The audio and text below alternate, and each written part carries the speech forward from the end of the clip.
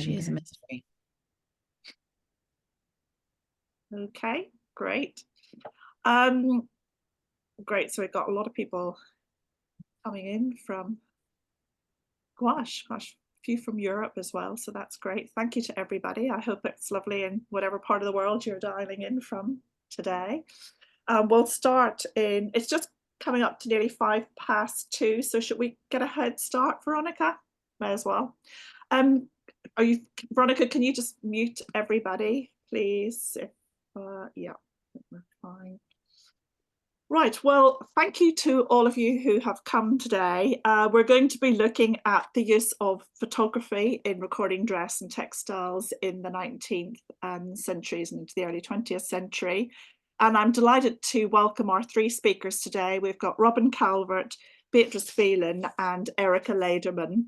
And the running order for this afternoon is going to be Robyne first, then Beatrice, and then finishing with Erika. As usual, we'll have the talks and then we'll have a Q&A session after each paper, and Kate's going to look after our Q&A for us. So let's begin with Robyne. So I don't think Robyne needs much of an introduction. She's one of our committee members of 19th century dress and textiles reframed, but just a little bit about her for those of you who may be unfamiliar with Robyne. She's a cultural historian with research interests focusing on the history of fashion, art, architecture and design, particularly in Britain. And she's currently research and academic developer at the University of Glasgow. And as many of you may know, she has recently brought out a wonderful book on the Mackintosh Building at the Glasgow School of Art with Yale University Press. But today she's going to focus on a different topic, which kind of takes her back to her PhD topic on dress, in that she's looking at ways in which, excuse me, artists use photographs to explore dressing up and creating costume narratives. Over to you. Thanks, Robyne.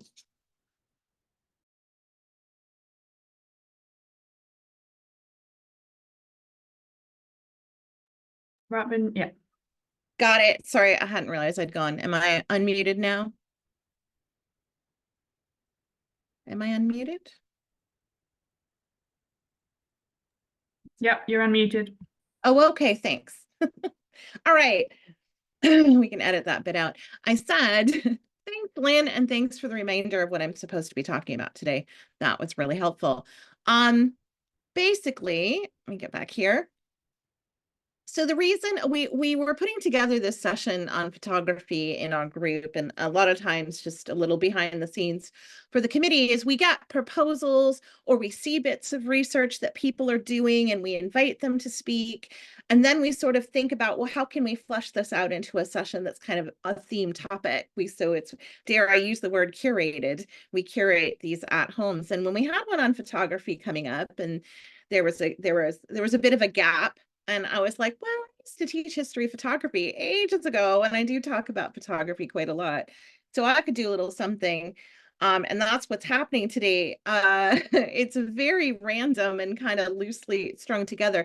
But part of the reason this sprung to mind was at our last, in the winter, those of you who come regularly, we do the at-home kind of fun quiz thing in the winter. We have a little party. And one of the things we do is, I put these together. We all put them together as a team and we help each other out. But I put together one that's like identify. I think this one was like an artist identification or something from the photograph. Anyway, I put this one in, The New Haven Fishwives by Helen Adamson, thinking surely this will be an easy one and everybody knows this. And come to find out that I was being an arrogant art historian, because a lot of people actually didn't know the photograph. And I was surprised and surprised in that way of, oh yeah, like this is not everyone studies fashion history. Like it's not something that's familiar to everybody.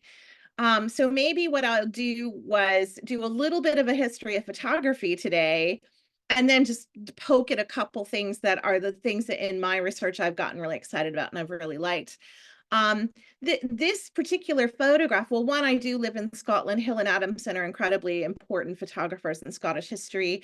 And so this is maybe more well known up here, but I was pointed to this material too in thinking about like working dress when I was doing my PhD in artistic dress and starting to think about like, well, were people just wearing things that were easier for them to work in and easier for them to paint in? It was suggested that I maybe look at these particular New Haven photographs of Hill and Adamson, which in the end weren't particularly useful for my work, but actually I was quite happy to know about them, and I've used them many times. They're really brilliant photographs for looking at the history of fashion, and particularly working clothing.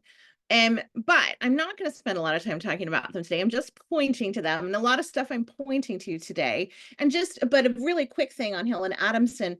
They came together because Hill was actually, he's a landscape painter. We have these amazing, huge paintings by him in the National Gallery of Scotland. But one of his commissions was to paint this particular painting, the Disruptions Assembly of 1843. And it had 400 portraits in it. So he went to this guy that he'd heard about, Adamson, who was starting to experiment in photography. And I'm just going to flip back here for just a second. They started this partnership in 1843, which was just 4 years after the invention of photography in the formal way that we know it today. And they end up opening up the first commercial calotype studio on the back of doing this painting, because basically Hill was like, I can't have 400 people sit for me for a painting for that long. Hey, Mr. Adamson, do you think you could take their photographs so I could paint from that? And this is also, I think, where we get a lot of the narrative of photography was kind of just invented, well, for a lot of reasons, but a lot of it, early photography was to help support painting practices, whether it was portrait or landscape, etc. And that is true to some extent.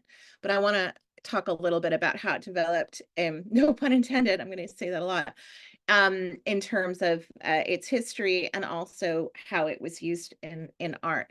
So in case, again, with apologies for people who was like, are you kidding me? I totally know this stuff. This is for people who may not know.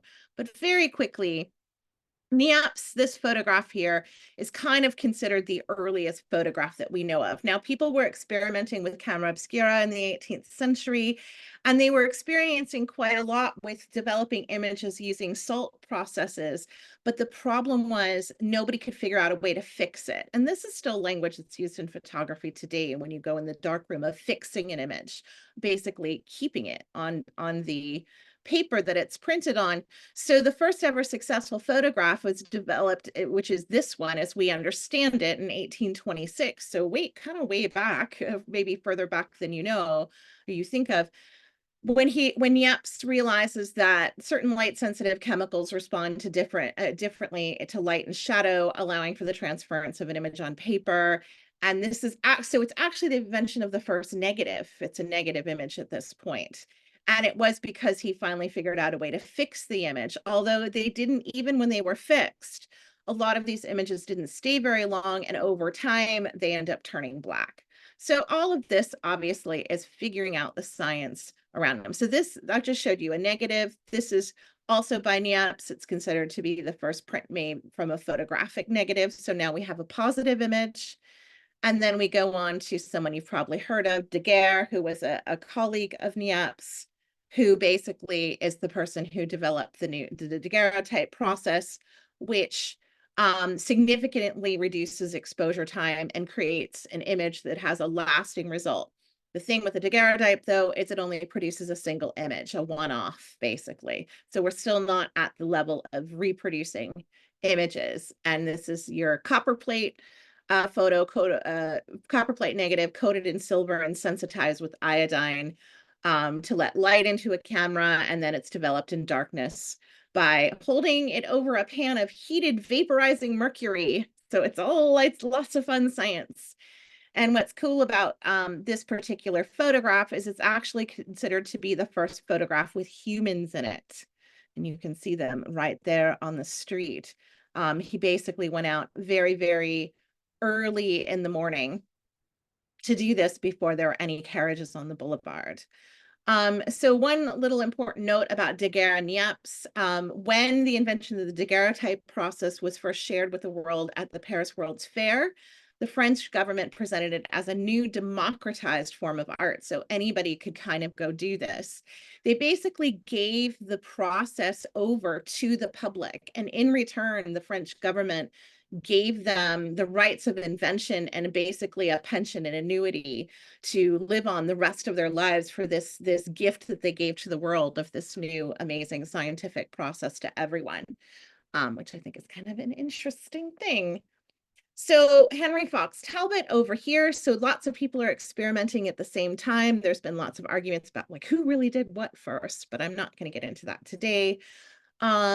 And so this is the Henry Fox Talbot invents the calotype process, which is paper negatives, and then it becomes reproducible at this point, which is very important. So I'm just showing you really quickly the open door, which is really quite, if you're into the history of photography, this is the iconic image, which is from a book he then produces called The Pencil of Nature. We have a copy of it here at University of Glasgow in special collections. I've gone through it. It's very beautiful. I highly recommend going and looking at one of these.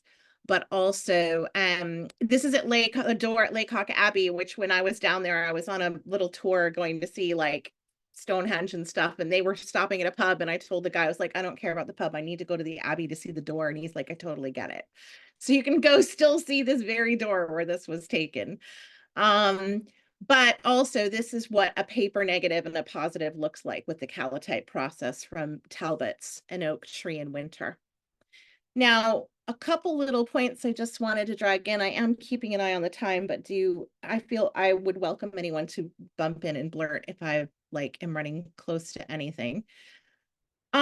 These are more images, which I think a lot of people will be familiar with. And so what goes on, and I've kind of left out, is the wet collodion plate process that comes kind of next in the sequence. And that's where you have your glass plate negatives in these sort of big, bulky cameras, and they're great for going out into nature, but when dry plate is developed anyway, but they do produce beautiful photographs.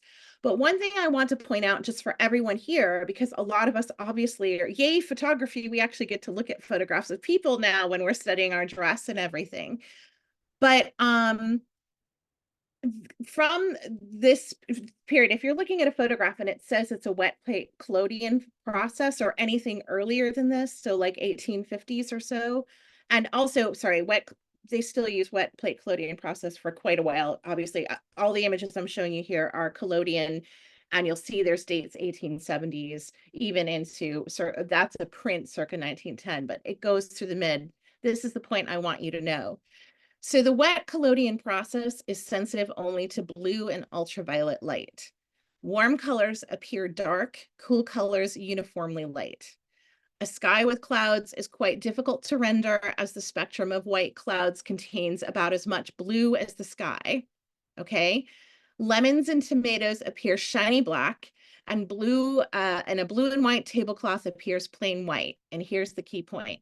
Victorian sitters who in collodion photographs look as though they're in mourning, all the black clothes, have possibly been wearing bright yellow or pink. So we know that obviously we can't see the color, but I just really wanted to point out, look at the photographic process, because it might be just completely not what you think at all. So, we've got the development of carte de visite in this period. So now I'm just talking about different types of processes that are things, sort of technical invention that happens. We all deal with a lot of carte de visite, I imagine. And I'm just showing some really great examples here. Obviously, Queen Victoria, there's loads of them. Amazing carte de visite of Sojourner Truth, who actually sold these for, to raise money for abolition. And I'm assuming, again, you know what a carte de visite is. It's a postcard of famous and well-known people that you could buy at the shop and collect, and people did, thankfully for all of us.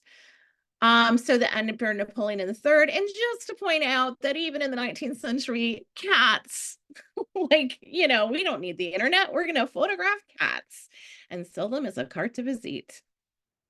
Muybridge, I'm jumping ahead for just a second because I want to say on technical invention. So all of basically photography, you know, the process is about, it's about speed, the ability to fix it, and, you know, anyway, I'm getting into a little too much detail, but speed was a thing for a really, really long time.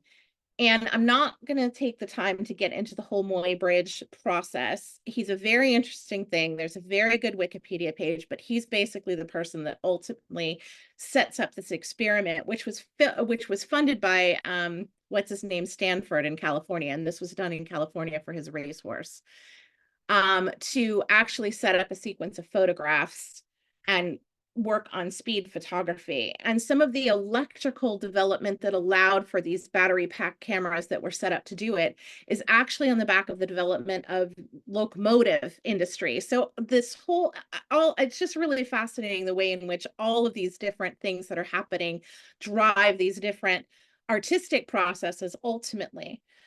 So the horse in motion is very famous. He also he did all kinds of sequences like this, such as later on he did a whole set of woman dancing.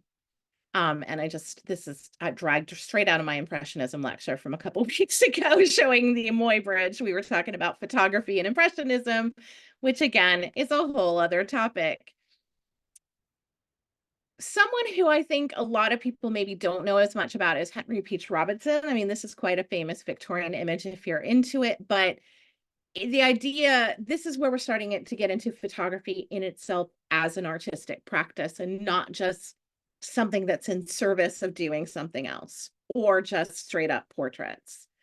So Robinson wanting to portray a peaceful death of a young girl surrounded by her grieving family, he actually combines 5 different negatives to do this. So, because there would be no way in which to get the clouds in that crisp sky, the backlighting in a natural environment at this period with the limitations of photography. So here's Robinson basically doing what we would now call a photo collage by combining these 5 different negatives. And that's 1858. And here, go on, just a year before, Rylander does a similar thing, except he goes way over the top. This actually has 30 different negatives in it. This very ambitious photograph, The Two Ways of Life, which is an elaborate allegory of the choice between vice and virtue. So using like 30 different negatives to combine all these people in the setting. So people are starting to get really interested and creative about it. How am I doing? I need to wrap this up, don't I? I can't see anybody, so you'll have to say. Yeah, well, it's, yeah, in a few minutes, okay? Cool. Yep, this is my last bit just to roll through quickly. So this is so that's just a little bit of a taster on how photography developed. If you didn't know that already, for me, I'm super grateful for it. Obviously, it's been something that have hugely affected my work. Julia Margaret Cameron, absolutely incredible pre-Raphaelite photographer. She was totally slated in the beginning because she didn't care as much about the technical perfection of what a photograph could be. It's full of scratch and fuzzy, but that was brilliant for the effect that she wanted as an artist. Obviously, there's lots of photographs of the people I work on. I'm in artistic dress, the Holland Park Circle, which Julia Margaret Cameron's a part of. She's one of the Paddle sisters. So these are her sisters here photographed. Obviously, the Morrison Burne-Jones people. These photographs of Jane Morris that were taken in Rossetti's garden for the purposes of his paintings, again, but for me, I get to study her dress and pick apart mythologies around her sleeve construction and what she's wearing and everything. So I'm wrapping up on just 2 people here, Lynn, and I'll go really fast because these are people I don't think maybe everyone knows. So David Wilkie Winfield, I'd mentioned this to our group. He was part of the St. John's Woods clique, and here he's here with his pals sitting around the garden in their lovely little knickerbockers here. But he did this amazing set of photographs of all of these Victorian artists dressing up. So this was another thing. Let's get some pictures of people in fancy dress, which is fantastic. So there's a whole set of these. You can go to the NPG website, look up David Wilkie Winfield if you're into this kind of thing. He did, like, you can see Millay here, Hunt, Watts, Leighton. There's a whole bunch of other ones there, and they're in these fantastic costumes like gentlemen of the past. Linley Sambourne, though, is the one that's really interesting and also really problematic. So I wrote a blog post about this a few years ago, and I will put it in the chat, but it can lead you on. So Linley Sambourne was a cartoonist for Punch. That's what he's most well known for. A lot of you will be familiar with the Linley Sambourne house in South Kensington, which has a really great exhibit on right now on fashion.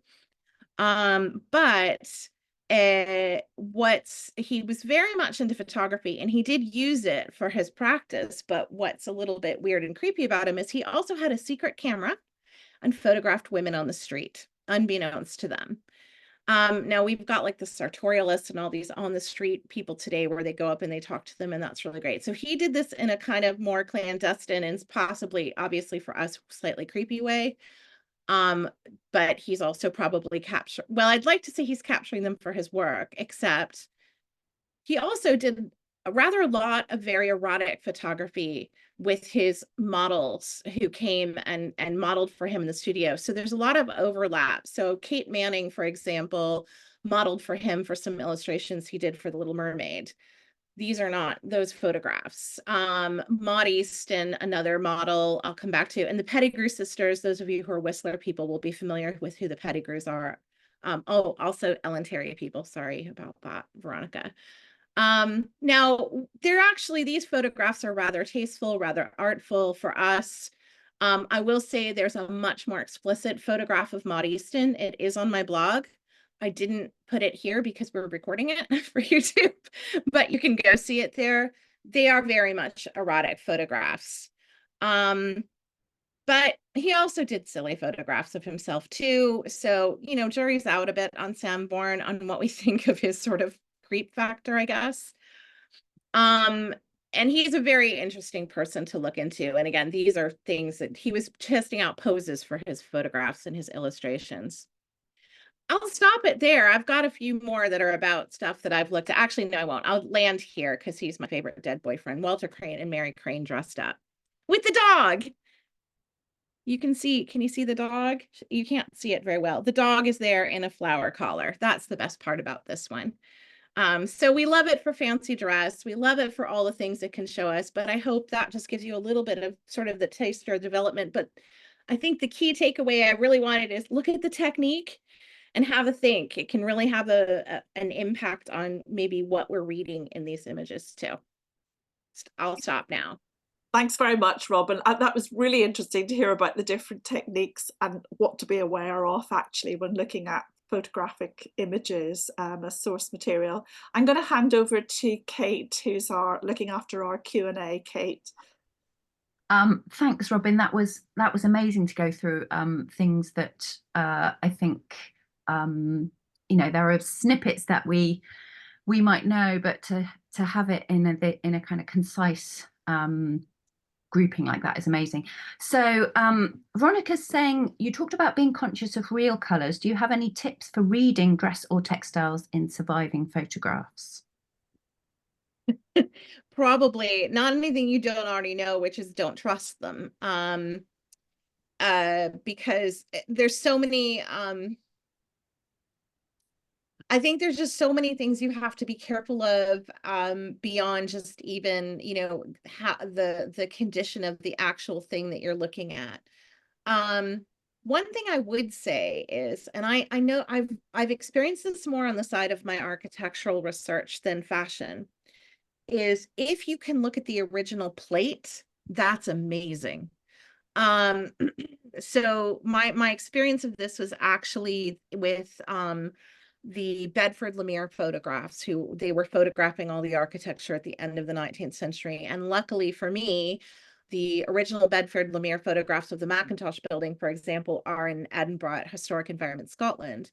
Now, the thing about glass negatives is they're incredibly fragile. So the ability to look at them also is really like, if you're that lucky, because we were building the Mackintosh Building, they let us come and we were able to actually get they actually have scanned the negatives, and a lot of places are doing this now too, is if they're important glass plate negatives and they have them, they're scanning them.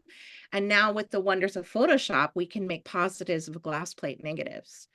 So there is actually, if you have access to the original source material now, our digital world can help us out a lot with thinking some of these things through. And dare I say, I don't want to throw the dreaded AI in there, but there is a lot that we can figure out, I think, a lot more with the help of technology.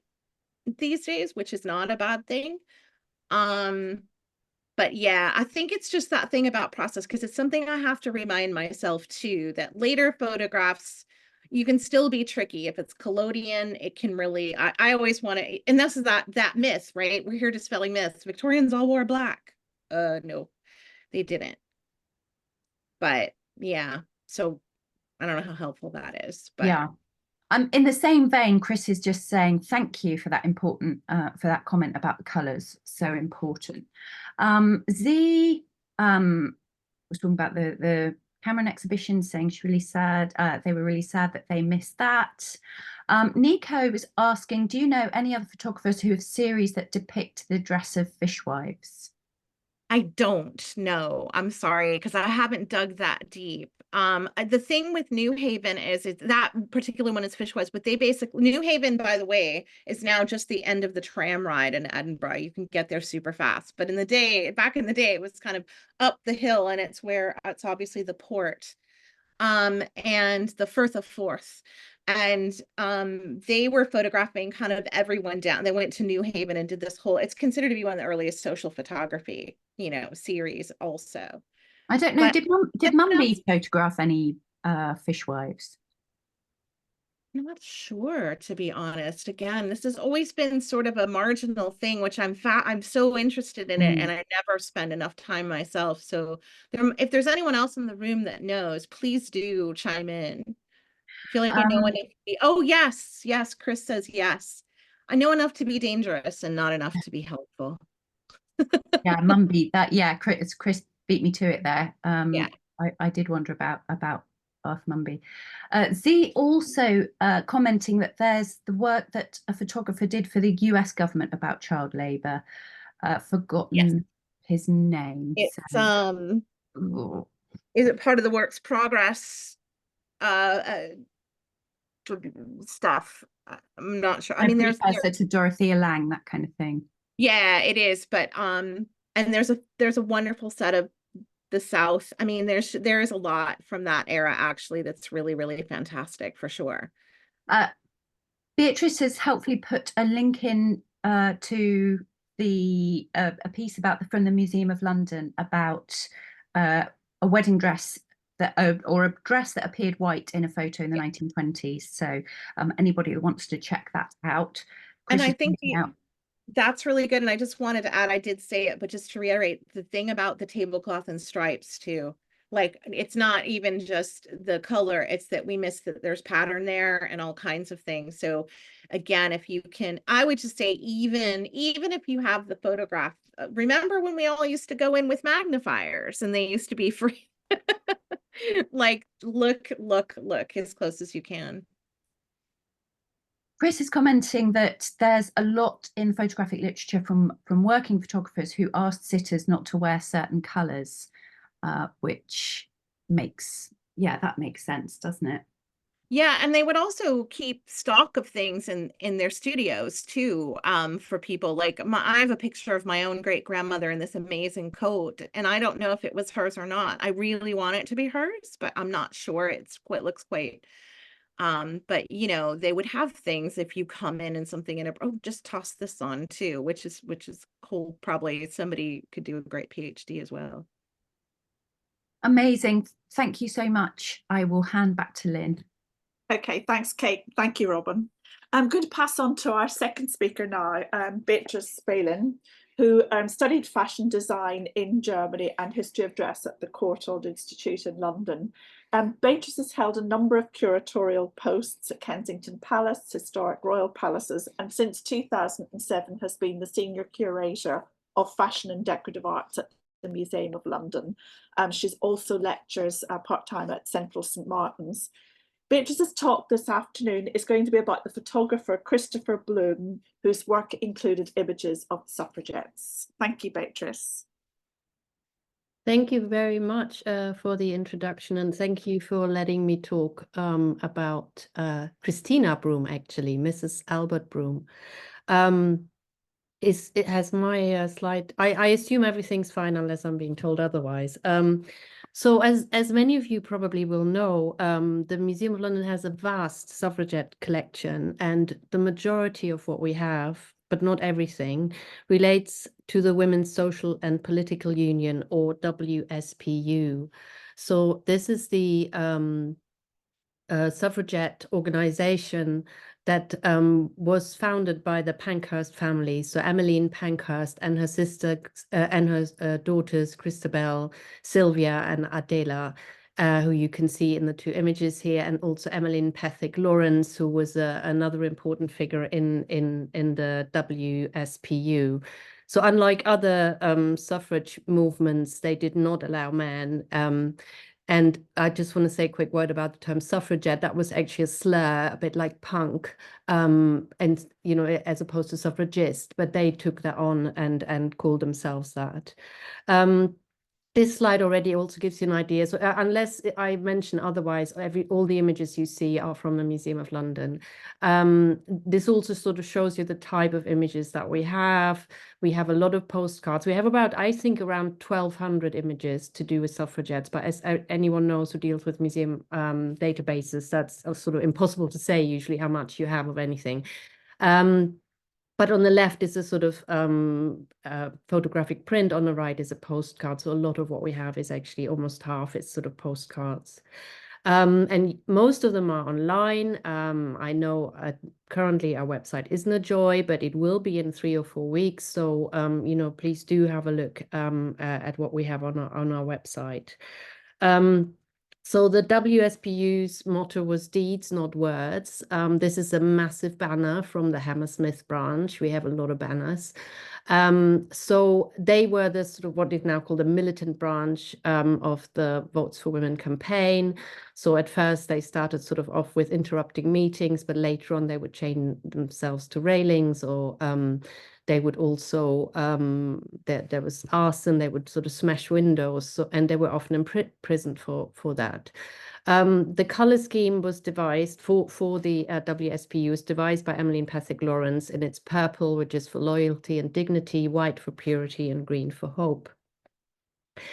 This is just another sort of type of photograph we have, which is, I find, very harrowing, and sort of also links to Linley Sambourne.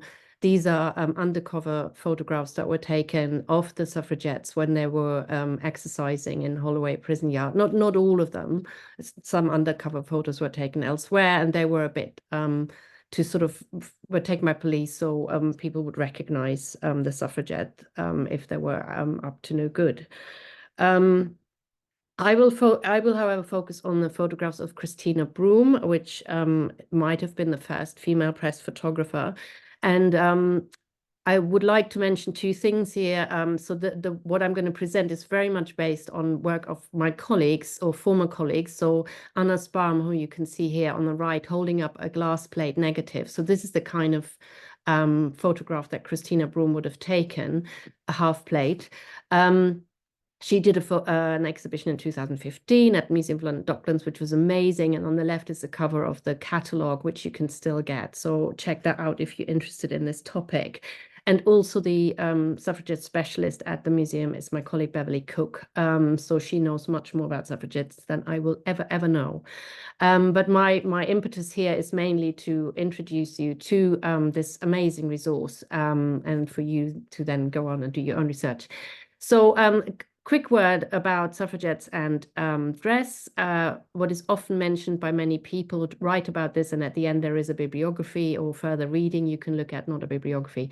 So Cicely Hamilton, she quotes and says a curious character. She says in her biography, she wasn't part of the WSPU. She says a curious characteristic of the militant suffragette movement was the importance it attached to dress and appearance and its insistence on the feminine note.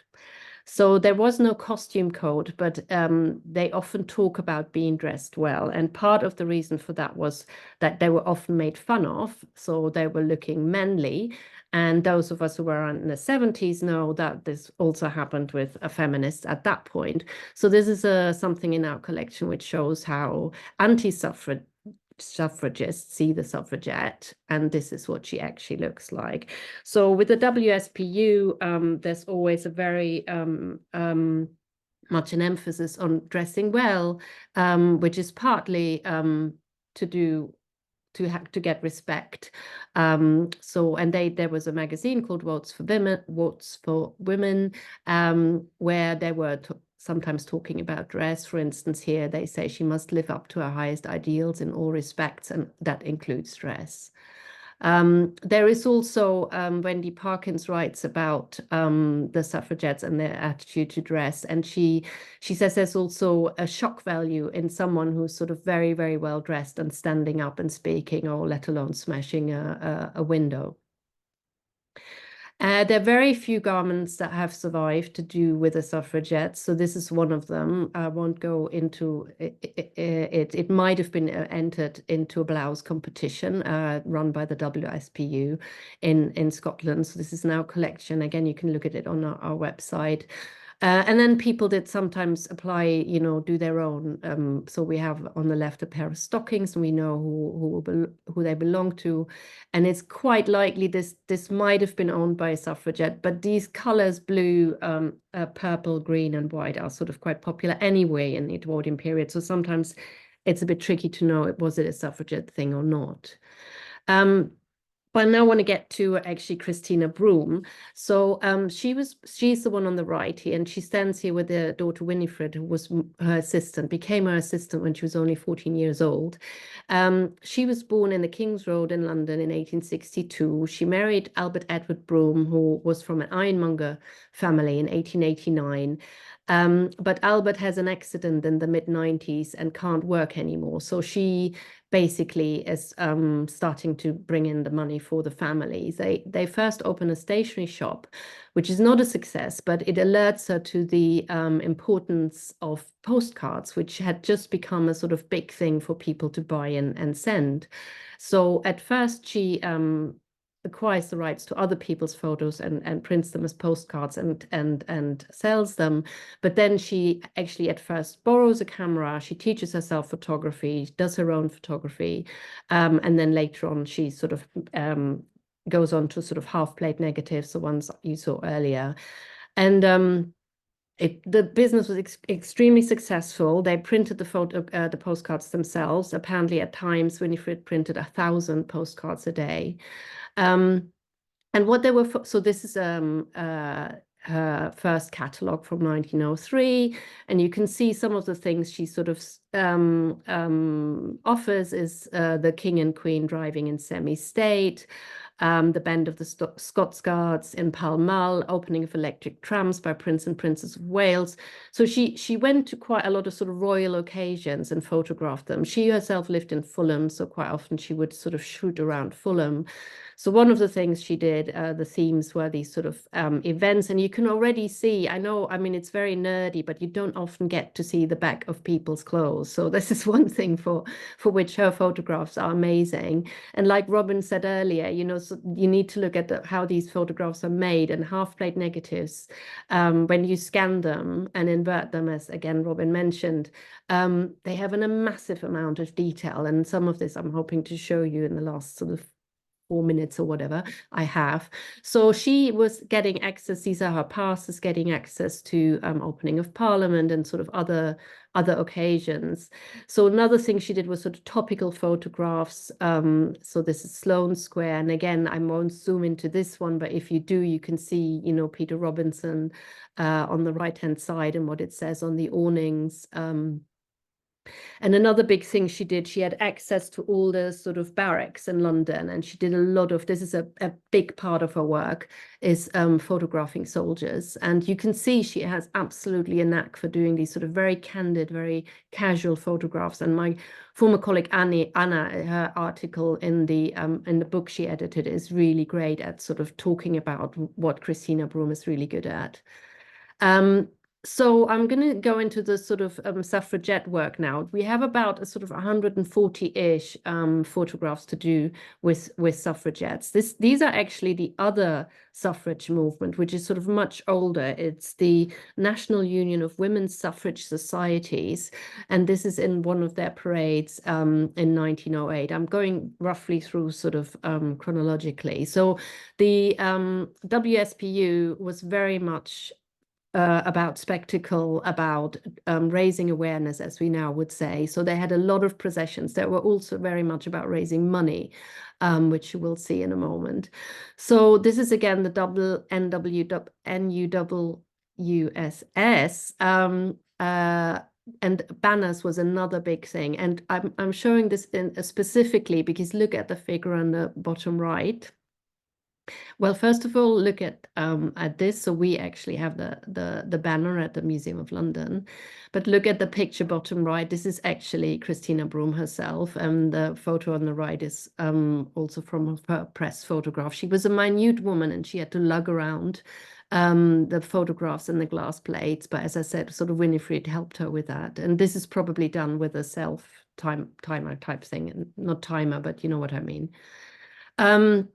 So this is from a rally in 1908. This was one of the first really big rallies in Hyde Park of the WSPU. It attracted apparently a crowd of up to 300,000 people, men and women, and there were apparently over 700 embroidered banners and many of these cards where people were holding talks. And from now on, I'm going to zoom into some of the images. Have I got another sort of 3 minutes or so? That's fine, yes. Yeah, okay. So this is from Hyde Park, again, sort of 1908, and you can already see how much detail there is for the lover of dress history. So if I zoom in a little bit, you get very nice detail of the lace and all the different accessories, what I always find really interesting. We have a lot of Victorian and Edwardian bags in the collection, and I often don't quite know how they were worn, and that's something you can sort of see very well. So as I mentioned earlier, there wasn't a sort of uniform as such, but often the suffragettes were asked to wear white because that really brought out the white, purple and green sort of accessories. So you could have sashes, you could get scarves, you could get rosettes, all things like that. So here they sort of mentioned how that enhanced the effect. And again, here are some of the things from the Museum of London, not to scale. Keep in mind the scarf that you see at the top, that sort of plays a part in a moment. So some of these things you could get in some of the shops. I think there were 19 shops in London. I hope I get that right. So this is again near Christina Broom in Fulham. And you can see, zooming in again, that is probably a tea cozy, and you can see a scarf or shawl of some kind, and some of the other things you can sort of buy, including jam by the looks of it. So as I said, sometimes in Votes for Women, there are articles about dress. And again, here's an appeal to dress in the colors purple, white and green, which are now so well known.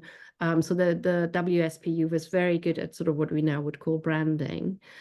And I'm now going to just go through some of the sort of images just to give you a snapshot of the kind of things you can see. So this is another sort of pageant, a pageant of women's trades and processions. And these are the actresses here. And just again, a sort of close up to see all. I always love the one on the left for her. She's obviously an adherent to more is more when it comes to decoration. These are the journalists.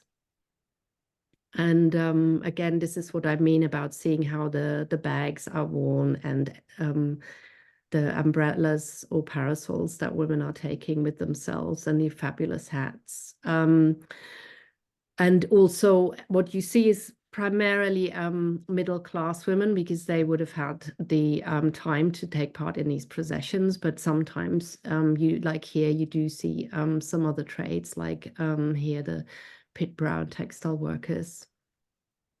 And again, a sort of detail. In May, there was a big bazaar, which was a fundraising event. It was for 2 weeks, and an ice skating ring in Knightsbridge. And this is actually to drum up business for the bazaar. So this is a few weeks or a week or so earlier. And this is some young suffragettes, again, to drum up business. And if you look at her scarf, the one in the center, it's sort of pretty much like the one that we have in the museum.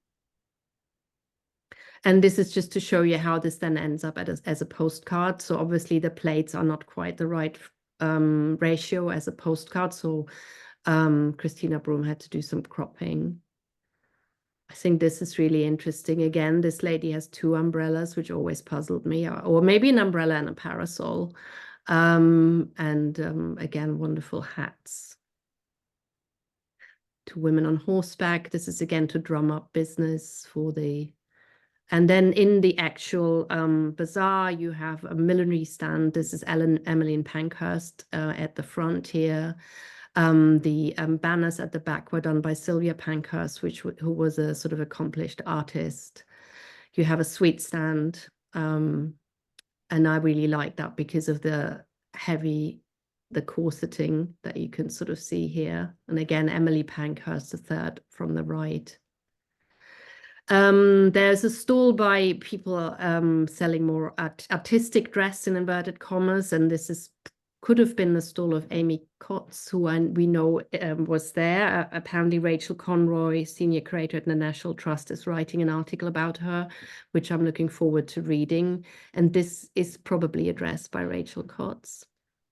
A few more images from the women's exhibition. And it also included a sort of mock prison cell. And this is the dress, this is the sort of prison clothing the suffragettes would have to wear. And this is also what they were protesting about, that they were not seen as political prisoners, in which case they wouldn't have had to wear this. And I think this is a lovely image of Christabel Pankhurst. And this is just to show you how she calls herself Mrs. Albert Broom on her postcards. It's another postcard that we have. The Irish contingent at the coronation pageant, beautiful Irish lace. And then what I find fascinating is they often dress up in sort of historic dress, important women from the past. And I think this must be actual sort of Victorian dress that the women were wearing, sort of not some fancy dress. Well, I know, we know people wear actual dress as fancy dress. And just a few more images, because Christina Broom obviously had an eye for composition, and you can see these sort of spectacular events of the WSPU also attracted a lot of men. This is a prisoner's pageant, Sylvia Pankhurst in the center, and then also Emily Wilding Davison, who tragically died when she sort of ran onto the course at the Epsom Derby a few years later. And again, and what I find interesting, you find quite often sort of women who are actually dressing in this sort of what later would be called the mannish style, but that was just also a sort of very fashionable style. But then here again, someone in more sort of artistic dress. It always reminds me, that sort of style always reminds me of this picture at the Metropolitan. And then in about the last sort of images that we get from the suffragettes is about 1912-13. We don't quite know why she stopped, Christina Broom, photographing them. Maybe because she also was affiliated with royal family, because at that point they really were quite militant, and maybe that didn't work for her. We're just not entirely sure. And then during the war, the WSPU stopped campaigning and sort of supported the war effort. So one of the sort of last images that we have are images we have are from sort of 1914-15. This is another one of the soldiers. And then again, you can see sort of very casual. She obviously, you know, had a knack at making people feel at ease. And later on, she publishes sort of in newspapers. So this is Mrs. Albert Broom with a sort of very, she also had photographed the Prince of Wales at age 20. And sold that as a postcard. And then she also always photographed the boat race. And this is where I end. So this is a photograph of Miss Broom in 1939 fishing in Margate. Apparently fishing and angling was a big passion of hers. And this was just apparently a few days before she died on 5th of June 1939 back at her home in Fulham. And here are a few things. There's much more, of course, you can read about the suffragettes, but I found these particularly useful for thinking about dress and suffragettes. So thank you very much. Thank you very much indeed, Beatrice, for an absolutely wonderful talk on Christina Broom and the suffragettes. Just mine's buzzing so much. Are the photographs available online, Beatrice, through the Museum of London? Yes, a lot of them are. Let me just see. I've lost you for a moment. Yes, not all of them. And currently our website, the images you get are not very high res, but I believe when our website is revamped, that will be different. So the catalog is quite big. So again, you get quite a lot of detail there, but a lot of the Broom photographs are online. Probably not all, but a lot of them. That's great to hear. I'm going to pass over to Kate because quite a few questions are coming. Kate. Yeah, they are. And in fact, Veronica's put the link in to the Museum of London page that includes some of the collections that you've been talking about. So they are there. And Robin's also included a link to some of the things that she was talking about. Lots of fantastic thanks about the treasures. Anna's just asked, well, this kind of relates to what Lynn was just saying, which was about whether it's currently possible to view garments in the Museum of London collection, and how much is on display in Docklands or... Well, in Docklands, you have one more week to see the amazing exhibition that my colleague Lucy Whitmore has done, which is about the contribution of the Jewish community to fashion in London, but it's really only just on until next Sunday. Apart from that, there isn't that much on display in Docklands, very, very little. And unfortunately, currently you can't visit the archives at the museum, and I think you probably won't be able to come for another 3 years or so. While we're moving to new premises, that's the reason for it. Yeah. Veronica, really interested in considering the weight of the photographic equipment when taking these kind of candid shots. Interesting stuff about the waist and suffragettes and that kind of body conscious shape. I was really interested in the idea of movement in dress, because the idea of these being outside shots and you actually see, rather than the kind of carte de visite studio shot. Has anyone done, is there research around the kind of movement in these dresses? I'm not sure. I mean, that's why the Linley Sambourne ones are so interesting, even if they are a bit, problematic, for use a often used term. I'm not sure. I wish someone would do something, because what always amazes me, there are these sort of photos of women in crinolines going up the Alps somewhere, and I always think, every time someone says women couldn't move, I think, yeah, but they got up the Alps, in their crinoline. So that I don't think so. I think on Linley Sambourne there's been a bit done, but maybe not as far as I am aware, but maybe someone else knows. No, it seems ripe for exploring that. Yes. Stephanie was very interested in the idea of a woman photographer at the time being welcomed into an army environment, which seems that must have been very rare. She must have been one of the few. I think there is an article just about that in the book, and I think she had a sort of lucky break. And they're just also, I think, really liked. I don't know. I think maybe almost as a woman it was easier. Maybe in a way, I don't know, but she must have been just really, really good with people. I think that's what I really like about her photos. I think that people look like individuals, which sometimes in the studios they don't do so much. They really, I think, in hers, when you look at the suffragettes, they all really become real people, which sounds stupid with talking about photography, but there is something there in her photos that is sort of different to others, I think. Yeah, that kind of ties in with what Z is saying. They have an itch to remake some of the things that they were seeing, because they feel more real compared to the kind of more posed compositions. So I think it definitely has that impact.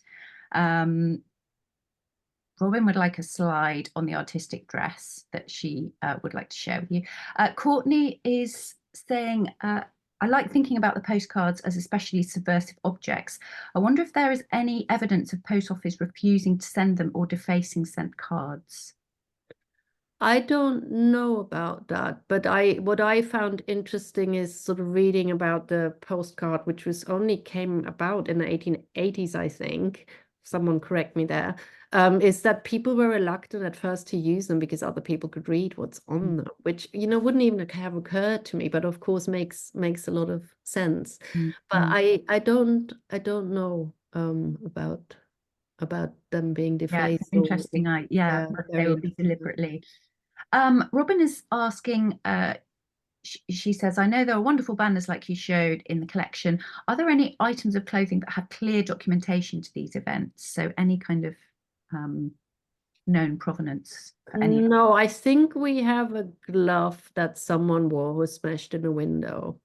You know, but it's just the glove.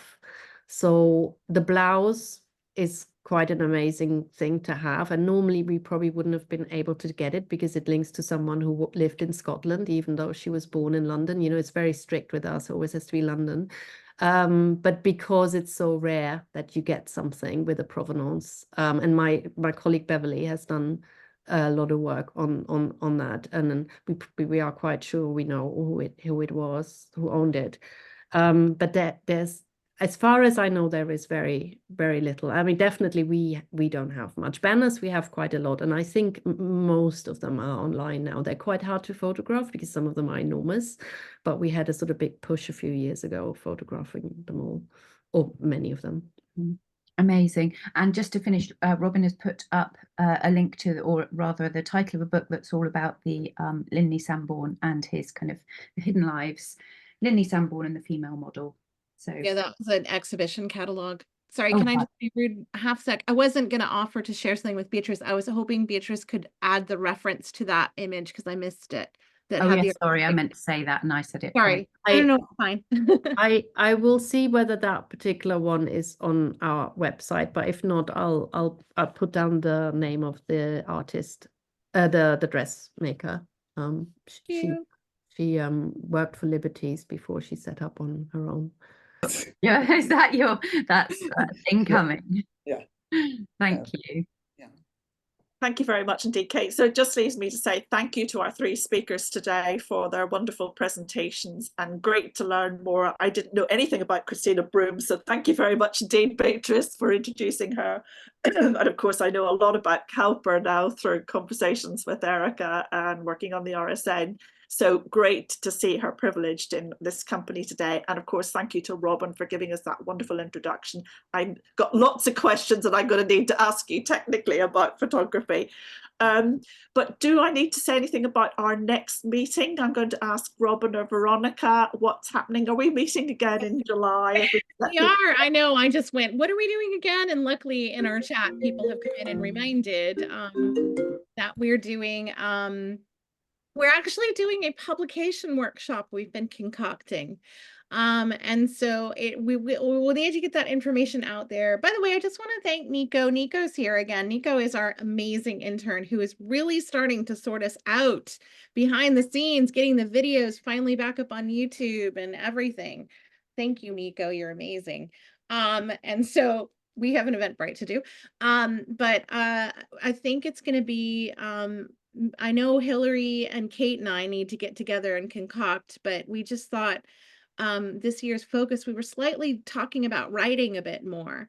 So we were going to do something a bit more practical for anybody who's writing, working on writing projects, doing kind of like, or wants to know more about like getting published and writing books and all this kind of stuff. I think that's the deal. Is that right, Veronica and everybody else? Yeah, I think also real focus on books, but not just books. It's thinking about publishing and basically sharing research in the widest possible sense. Really good insights from Robin and Kate and Hillary who have managed to publish books, but also like talking about the stepping stones on the way there. Lynn is Lynn is with us too. And Lynn too. Look at that, a treasury of people and talent to share with you.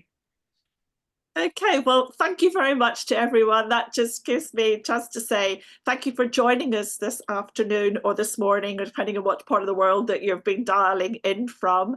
And thank you again to our three amazing speakers. It's been absolutely wonderful to be in your company. And we look forward to seeing you on, is it the 31st of July is the next meeting? Or I can't even remember what date it is. Oh my God. It's not, it's, let me look at my calendar. It'll be the last Sunday in the month. Last Sunday in July anyway. It's the 28th of July. The 28th. Thank you very much indeed, Robin. So see you again on the 28th of July. Enjoy what's left of your weekend, and we look forward to seeing you again. Thank you. Thank you.